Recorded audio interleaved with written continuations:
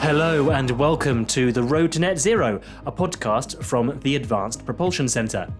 My name's Clem Silverman, and in this episode I'm going to introduce you to a new collaborative research and development project that's recently been announced. It's the £16 million Fuel Cell Commercial Vehicle Generation 2, or FCV Gen 2 project led by Ford, which aims to design, develop and build a fleet of 8 hydrogen fuel cell powered transit vans with the latest advances in technology. And I'm lucky enough to have been invited down to Dagenham, where I'm here today, being shown round Ford's facility. So we reuse it quite a lot, obviously we use it from the At the moment, its activity is centred around assembling engines, but with electrification, that's changing. Here's APC's Bradley Doddick, the project delivery lead, to set us up. So this project is led by Ford. It was initially a spin out from an APC project competition called Armed, which was Fuel Cell Vehicle Generation 1. So this takes that development to the next level as they're looking at transitioning from the e-transit, taking that architecture into a hydrogen platform or fuel cell vehicle platform. So here at Ford Dagenham is where some of the work on this fuel cell electric transit project will take place. And I've been speaking to some of the project partners to find out more, including Ford, which is hoping to make this a success. So I'm Dennis Witt from Ford. I look after a small team of people that pull together UK collaborative R&D projects with the help of our partners in government and APC. So we're here today at the project kickoff. What does the project aim to do, and why are we looking at hydrogen? So the project aim really is to understand the viability going forward of fuel cell light commercial vehicles, both technically and in terms of the business case around hydrogen fuel cells and the refuelling and infrastructure. We're aiming to pilot 8 fuel cell vehicles with key customers. To get their objective and subjective feedback to feed into our future product plans.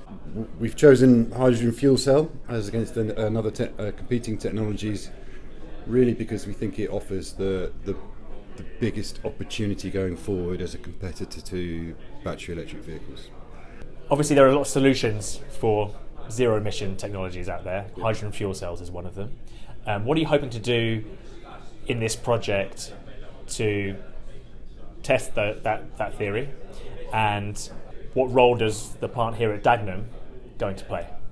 So one of the things we'll be looking at is the complete total cost of ownership of these vehicles through their lifetime, because ultimately if competing technologies offer a lower cost of ownership than hydrogen fuel cell, it won't be adopted.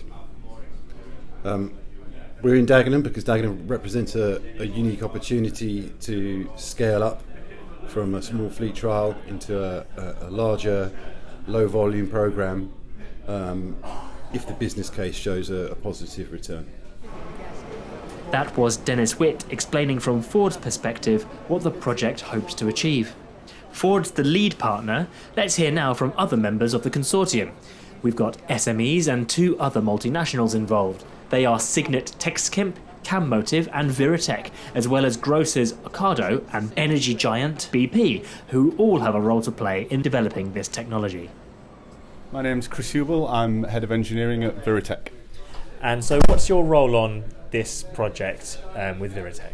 So my role is day-to-day I'll be managing the engineering team while we develop Type 5 pressure vessel material, structural pressure vessels for the Ford Transit fuel cell vehicle, and we'll also be doing work around power electronics and battery packs for an 800 volt version of the architecture at the end of the project. So what are your main aims to get at to as you develop those materials and those processes across the project? So our main aim of the project is to develop a licensable Type 5 material and a pressure vessels that's suitable for the Ford Transit itself, ready for the higher volume programs. We'll also get excellent experience as a SME to a major OEM's process and procedures and how their purchasing systems work, so that we can apply that to other projects and other products that we're doing across Viritech. So this grant fund has been really imperative to our development process. Really, we developed some of the Type 5 material and structural pressure vessel technology to a certain TRL, but we knew that without any sort of additional funding that we wouldn't be able to progress it. So the APC grant funding has been imperative in getting us to the next stage or progressing the TRL of that technology. My name is Bruce Campbell. I'm a director of Cammotive. Our role is to evaluate the fuel cells before they go into the vehicles and to make sure they are operating correctly. And what does that involve? So we've got 8 vehicles going on trial. So you'll be evaluating all 8 of them, and how will you make sure that they're ready to go and be tested? So we will test all of each of the fuel cells, all 8 of the fuel cell systems with their balance of plant, to make sure that they are operating correctly before they are installed into each of the vehicles. And then what happens at the end of the project? So we've tested, they've gone through the testing program, been running around and they validated the business case for these hydrogen fuel cell vehicles, and then I understand you'll come back in at the end and see how they've done. So at the end of the project, we will be re-evaluating the fuel cells, or some of the fuel cells, to make sure that they are still operating correctly. Because you've come a long way, because you come from sort of testing combustion engines, is that right? Absolutely. So our background, our history is emissions from keeping emissions down from internal combustion engines. So it's a natural progression for us is to go into powertrain testing of electric powertrains and hydrogen powertrains. That's 2 of the SME partners. Thirdly, sustainability is being considered right from the get-go, not just of the fuel used, but of the materials too. Here's Andy Whitman from Cygnet Texkimp. So I'm Andy Whittam. I'm the Director of Process Development at Cygnet Texkimp. I'm working on the project here for APC. So what's Cygnet, and what is your role on this project led by Ford? So Cygnet Texkimp are a machine builder, primarily in the composites industry. We're one of the largest manufacturers of composites machinery, certainly in the UK and probably in Europe. Our interest in this project is around our recycling and reclaiming technology, part of which is the decom process, which steam cleans composites, allowing us to recover long fibre, essentially continuous carbon fibre from tanks at the end of their life, or if they are damaged due to accidents and other unforeseen circumstances.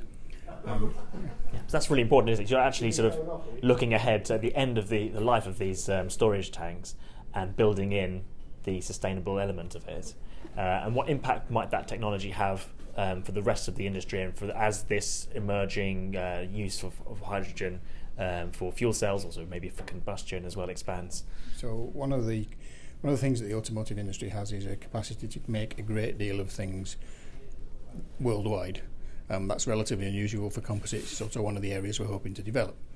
But at the end of life, you then end up with a large number of things that need a second life or need a purpose beyond throwing in landfill. So if we can avoid what I'll call the wind turbine problem, it's a little bit unfair on the wind turbine people, but the idea is to maximise the retained value in the carbon. With carbon fibre and for hydrogen tanks, you're dealing essentially with a really expensive, high-quality feedstock. So it makes sense to recover it. If you were making these out of gold, you would do the same. If you're making them out of plywood, perhaps not so much. In this case, we're not quite gold, but it's really good stuff in there to start with. So if we can recover that, it has got a good case for being reused, perhaps not in tanks, but certainly for other reasonably high-end applications. It's great that this project is looking at the circular economy too. So what do the 2 multinationals, Ocado and BP, look to achieve from this? Here's project delivery lead Bradley Doddick to explain more. What's Ocado's role in this consortium? So Ocado are effectively the end customer, if you like, so they're there to prove out the application and the usage of these vehicles. So a company like Ocado obviously have goals to meet in terms of sustainability and net zero, and current ICE engines are what they're typically using to deliver food services. problem going forward is they're obviously quite keen to use electrified products, be it BEV vehicles. But unfortunately, the heavy demand and application of the light commercial vehicles in terms of food deliveries, the mileage covered per day, they can't achieve that. And that's why they're looking to other alternative options, such as fuel cell vehicles, to see if that could accommodate or meet the needs of these vehicles. So this is, yes, as you mentioned, this is a hydrogen fuel cell powertrain. And interestingly, on this project, we have a subsidiary of BP involved, which is unusual, I think, to have an energy provider on a project like this. So what are they getting out of it, and what's their involvement in this APC 22 project? Yeah, so to be honest with you, this is a collaborative R&D project, and the name's in the title, collaborative. It's really good. We've got certain partners on board to make that work. So as we said, Ford is there to assemble and improve out the vehicle technology. They're taking their current e-Transit and retrofitting this for a fuel cell, and they have some technology partners on the project that are supporting that. But it's all well and good having the technology there. You need the people who can take it to market, and that's why you've got Ocado, who can actually prove the technology out and say that it's fit for use. And then behind that, there's the big question of how do you refuel these vehicles? There's no way to, it's all well and good having a vehicle that runs off hydrogen and being able to drive it around, but if you can't refuel it, then you're kind of stuck. And that's where a subsidiary of BP comes into the project. So the company is called Lubricants UK. They are a subsidiary of BP, and they're looking at the infrastructure and the rollout of what hydrogen really looks like in the UK. So they are looking at setups in terms of refueling stations and how this interfaces, and how a customer like Ocado would manage that in-house in terms of refueling their vehicles ready for their daily routines. The funding that the APC provides from the Department for Business and Trade, and much funded by the industry partners to £16 million, is the catalyst for this collaborative work. Here's Dennis Witt once again to explain the need for it in this case. In terms of funding available, what's that enabled you to do that you might not have been able to do otherwise?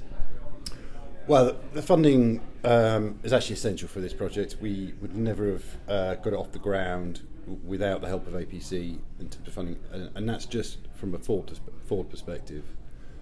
But one of the main benefits of APC funding is it brings in partners to work with you. They're not suppliers, they're partners, and that generates a collaborative, collective learning throughout the whole team. And finally, Andy Whitman from Cygnet Texkimp, and what it means for the smaller partners. Well, two things. Firstly, we get to work with all the guys on the project, which only happens really within funded projects. That's one of the main reasons for doing these things,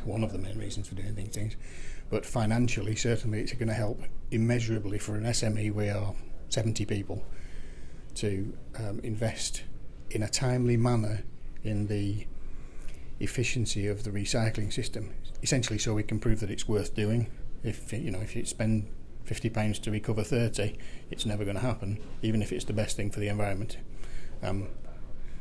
This project will help certainly turn that, or tip that seesaw in the right direction.